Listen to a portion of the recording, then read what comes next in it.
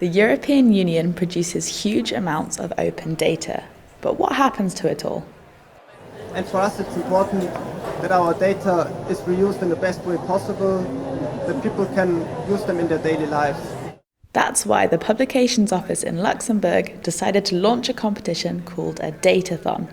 They came to present the third edition of the event at this year's EU Regions Week.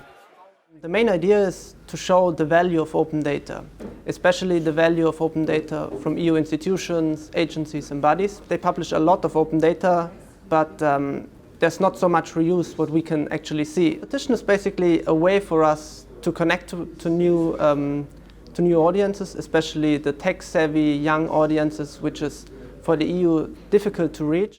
12 finalists selected from 99 entries across Europe had to find a way to make the EU's open data more manageable.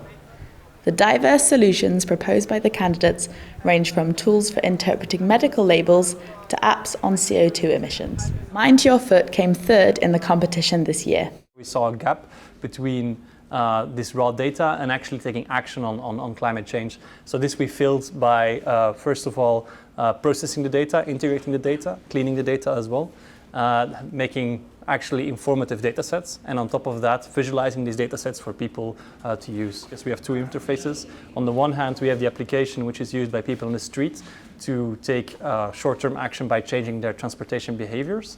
And on the longer term, the other user group is for governments and companies to take data-driven decisions on top of that data that we gathered.